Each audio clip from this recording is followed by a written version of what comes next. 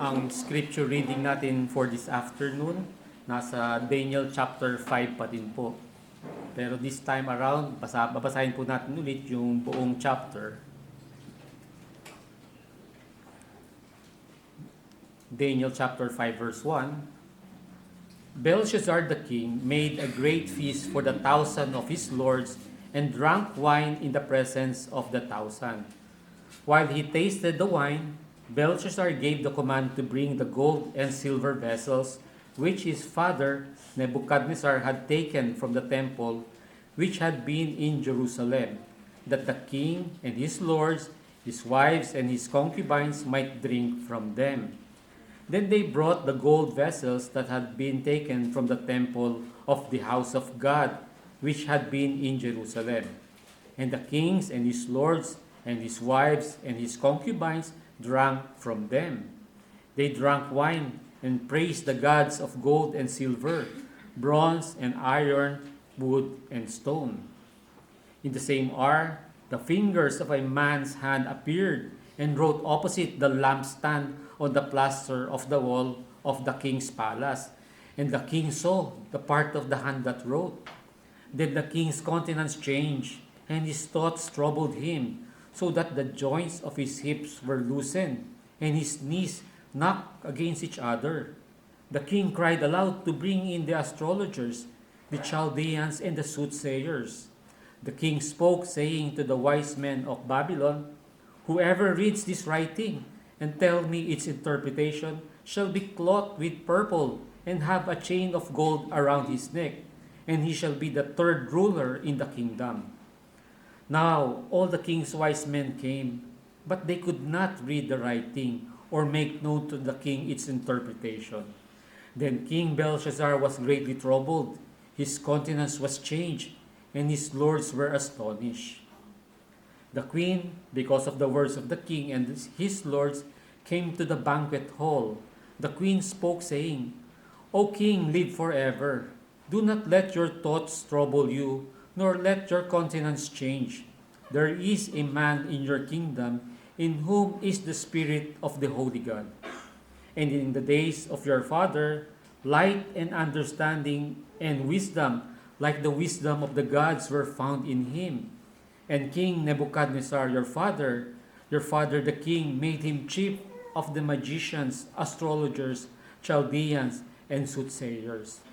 Inasmuch as an excellent spirit, knowledge, understanding, interpreting dreams, solving riddles, and explaining enigmas were found in this Daniel, whom the king named Belteshazzar. Now let Daniel be called, and he will give the interpretation. Verse 13. Then Daniel was brought in before the king. The king spoke and said to Daniel, "Are you that Daniel who is one of the captives from Judah, whom my father the king brought from Judah? I have heard of you. The Spirit of God is in you, and that light and understanding and excellent wisdom are found in you.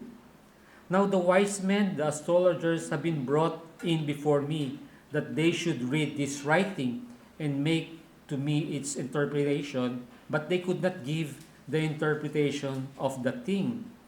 And I have heard of you, that you can give interpretations and explain enigmas. Now, if you can read the writing and make known to me its interpretation, you shall be clothed with purple and have a chain of gold around your neck, and shall be the third ruler in the kingdom." Then Daniel answered and said before the king, "Let your gifts be for yourselves, and give your rewards to another.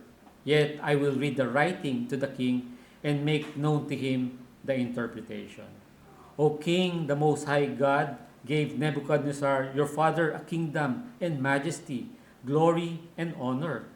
And because of the majesty that he gave him, all peoples, nations, and languages trembled and feared before him. Whomever he wished, he executed. Whomever he wished, he kept alive. Whomever he wished, he set up. Whomever he wished, he put down. But when his heart was lifted up, and his spirit was hardened in pride, he was deposed from his kingly throne, and they took his glory from him. Then he was driven from the sons of men. His heart was made like the beast, and his dwelling was with the wild donkeys. They fed him with grass like oxen, and his body was wet with the dew of heaven, till he knew that the Most High God rules in the kingdom of men, and appoints over it whomever he chooses. But you, his son Belshazzar, have not humbled your heart, although you knew all this. You have lifted yourselves up against the Lord of heaven.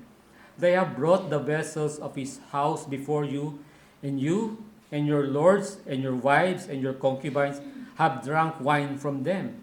And you have praised the gods of silver and gold, bronze and iron, wood and stone, which do not see or hear or know.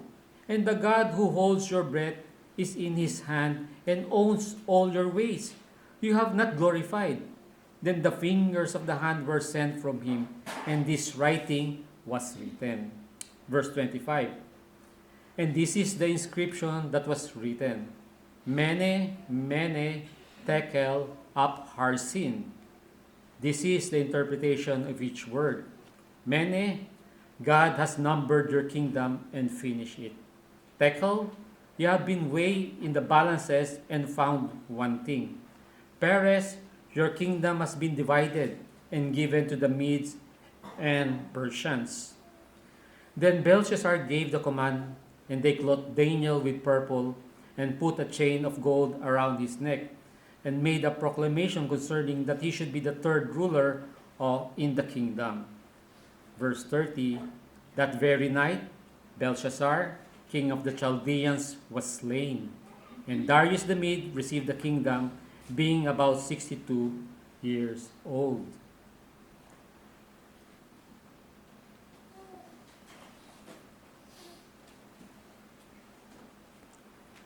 Bilang continuation sa ating scripture reading before, dahil nga mga lasing na sila Belshazzar, kasama ang kanyang mga government officials, ang kanyang maraming mga babae, na pagtripan nila gamitin yung mga gold and silver cups na galing sa temple ng Diyos sa Jerusalem sa kanilang inuman na isang paghamak sa Diyos ng Israel. Sa hindi nila inaasahan, nag-join ang Diyos sa kanilang party. Biglang may lumataw na mga daliri at bahagi ng kamay at nagsulat sa pader. Hindi kailangan ng Diyos ng writing instrument or ng paintbrush, ballpen, o feather, kung ano man yung writing instrument nila before. It was the finger of God carving the words into the wall. Nag-iwan itong daliri ng isang cryptic message. Eksakto ito sa harap ni Belshazzar in his plain sight, at may ilaw pang nakatapat dito kaya kitang-kita niya.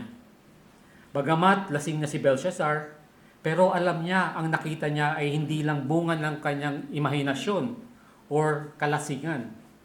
Sa verse 6, dahil sa takot, namutla at nanginig nga yung kanyang mga tuhod, biglang nawala yung kanyang tama at nahimasmasan, at pinatawag ang kanyang mga advisors para ma-interpret yung writing on the wall.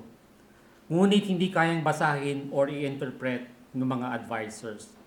At nang marinig ng queen yung problema, nirecommend niya si Daniel dahil siya ang nagpakita ng wisdom na mula sa Diyos nung panahon ni King Nebuchadnezzar. Kaya pinatawag ni Belshazzar si Daniel at bibigyan siya ng reward kung mababasa niya at mai-interpret niya yung writing sa wall. Ipopromote niya pa si Daniel na third in command sa buong kaharian. Dumating si Daniel at nang nakita niya yung writing sa wall, obviously automatic niyang naintindihan kagad yung nakasulat, tinanggihan niya yung alok na reward, lalo na yung promotion dahil delikado yung maging third in command dahil sa mangyayaring pagbagsak ng kaharian sa mga kamay ng Medo-Persian Empire. So imagine mo, third in command ka, tapos darating na yung mga mananakop. So usually sila yung mga in command. Pero ganun pa man, nag-agree siya na basahin at i-interpret yung writing sa wall. Pero bago niya in-interpret, nagsermon muna siya kay Belshazzar. Pinaalala niya na sa kanya yung pagkilos ng Diyos sa buhay ni King Nebuchadnezzar, na kung saan sinabi ng Diyos kay Nebuchadnezzar na siya ang nagbigay sa kanya ng kingdom and glory, at pinahiya at binagsak siya ng Diyos dahil hindi niya nakikita yung katotohanan na sa Diyos lamang nanggagaling ang lahat ng bagay.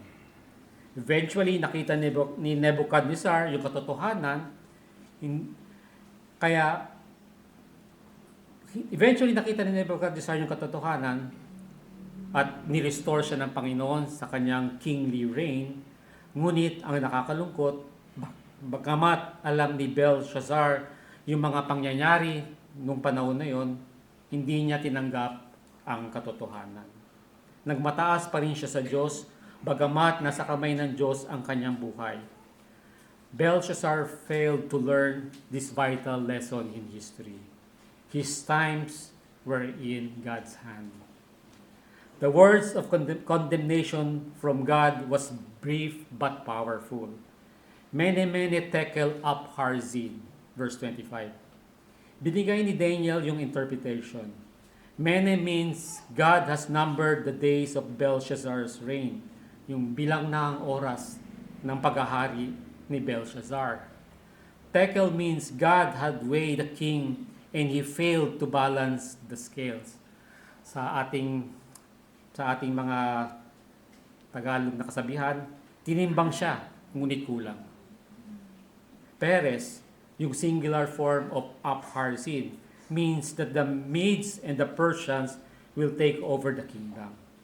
Yung salitang mene at tekel ay nasa singular form dahil tumutukoy ito kay Belshazzar. Yung upharsin ay plural ng Peres dahil tumutukoy ito doon sa empire. So makikita natin yung mensahe ng Diyos kay Belshazzar ay nagpapakita ng kanyang plano na mangyayari. The big picture and the little picture. Matutupad na yung big picture, meaning the fall of the Babylon Empire and the rise of the Medo-Persian Empire, na na-prophesy sa dream ni Nebuchadnezzar sa chapter 2. Nakakalungkot lang kay Belshazzar, yung maliit na role niya sa plano ng Diyos ay matutupad na rin. His time has run out. Kagaya ni Belshazzar, lahat ng tao mamamatay, pero ayaw isipin ng tao yung realidad na siya ay mamamatay sa takdang oras ng Diyos. Ang naiisip ng tao, dahil siya ay nasa continuous denial stage, ang kamatayan ay para sa ibang tao, hindi yan para sa kanya. Sabi nga ni Woody Allen, isang American actor, "It's not that I'm afraid to die. I just don't want to be there when it happens." Pero ang sabi ng Diyos sa Hebrews chapter 9, verse 27 to verse 28, "It is appointed for men to die once, and after this comes judgment. So Christ also, having been offered once to bear the sins of many, will appear a second time for salvation without reference to sin, to those who eagerly await Him." So, without a doubt, lahat tayo mamamatay sa takdang oras. Ang tanong na lang ay kung saan tayo pupunta pagkatapos. Sa smoking or sa non-smoking.